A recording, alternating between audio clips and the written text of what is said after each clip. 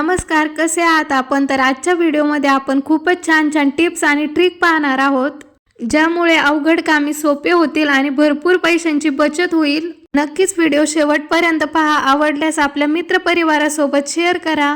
आपली पहिली टिप आहे बांगड्यांबद्दल. अशा दाटसर बांगड्या आपण जर अशाच काढायला गेलो तर हातांना त्रास होतो आणि हात सुद्धा लाल होतात किंवा बांगडे सुद्धा फुटायची शक्यता असते आणि जास्त वेळ सुद्धा लागतो. पण आपण दाट झालेल्या बांगड्या काढण्यासाठी आपण इथे वापरणार आहोत सॉक्स. तर तुम्ही इथे पॉलिथिन एखादी कॅरी बॅग सुद्धा वापरू शकता, पण सॉक्समुळे आपलं हे काम अजूनच सोपं होतं.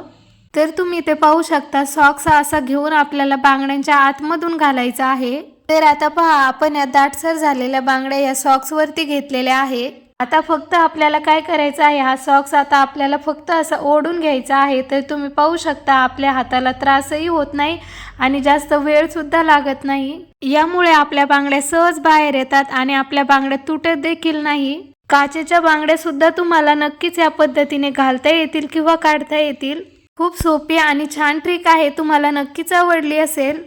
चॉकलेट तर आपण नेहमी खातो, छोटी असो किंवा मोठी.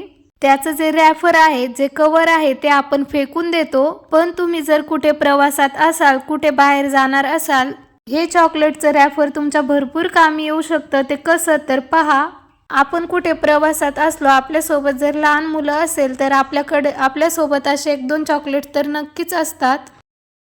तर अशा वेळेस हे जे चॉकलेट खाल्लेलं रॅफर आहे ते सांभाळून ठेवायचं आहे. 1-2 तर नक्कीच ठेवा. आपण कुठे बाहेर सोबत जाताना पाण्याची बॉटल तर नक्कीच घेऊन जातो आणि कधी कधी ती बॉटल जी आहे ती लीक करायला लागते, म्हणजे त्या झाकणातून पाणी गळायला लागतं. आणि कुठे मोठ्या बॅगमध्ये ठेवली तर आपल्याला असं वाटतं की पाणी गळतं की काय, तर असं होऊ नये यासाठी आपण इथे चॉकलेटच्या रॅफरचा यूज करू शकतो. बॉटलला झाकण लावायच्या अगोदर अशा पद्धतीने बॉटलवरती चॉकलेटचं रॅफर लावायचं आणि त्यानंतर मग बॉटलला झाकण लावायचं. बॉटललाच नाही तर तुम्ही कुठे तूप किंवा दूध घेऊन जाणार असेल बाहेर, तर तेव्हा सुद्धा तुम्ही अशा पद्धतीने बॉटलला चॉकलेटचं रॅफर लावू शकता. यामुळे जे आपलं झाकण आहे ते एकदम घट्ट बसतं, अजिबात लीक होत नाही. रॅफरचा आतमधला भाग तुम्ही पाण्याच्या दिशेने ठेवला तर यामुळे तुम्हाला काही घाण वगैरे आहे का याची भीती राहणार नाही आणि तुमची अडचण देखील दूर होईल. तुम्ही हा व्हिडिओ कोणत्या गावातून किंवा शहरातून बघताय ते मला कमेंट बॉक्समध्ये नक्की सांगा, जेणेकरून मला कळेल की माझा व्हिडिओ कुठे कुठे पोहोचला. यानंतरची आपली टिप आहे काडेपेटीसाठी. काडेपेटीचा उपयोग आपण कोणतीही गोष्ट पेटवण्यासाठी, दिवा पेटवण्यासाठी करतो, पण आज आपण या काडेपेटीच्या काड्यांचा खूप आगळा वेगळा उपयोग करणार आहोत, जेणेकरून आपली खूप मोठी समस्या दूर होईल.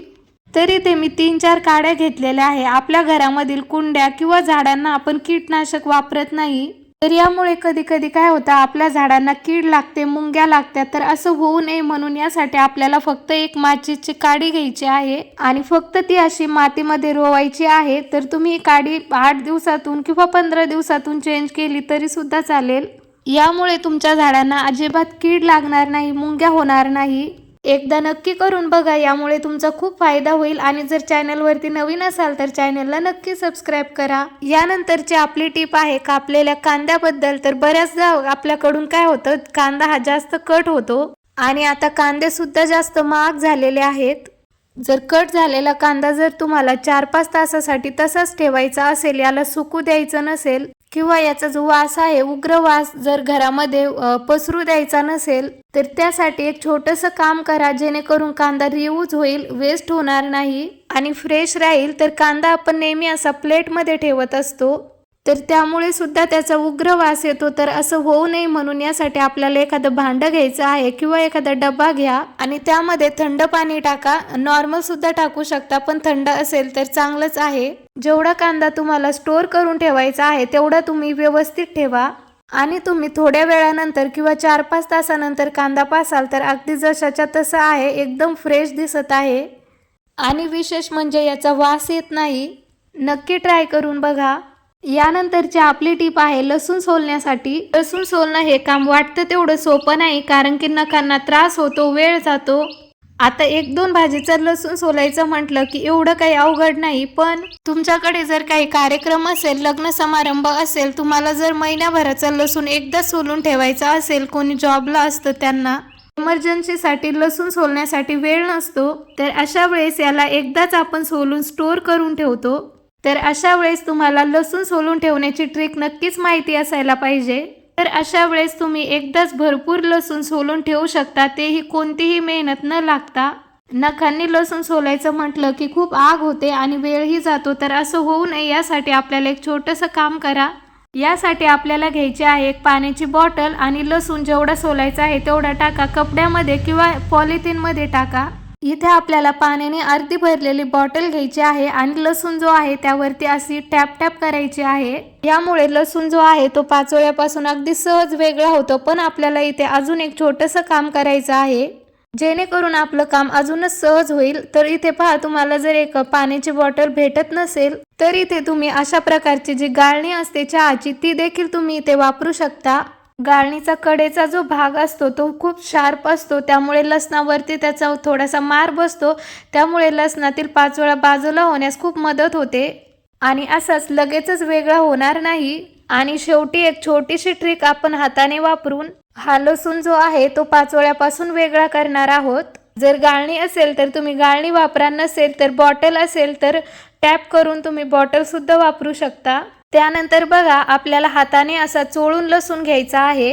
हे करणं खूप गरजेचं आहे, त्यामुळेच लसूण पाचोळ्यापासून वेगळा होतो.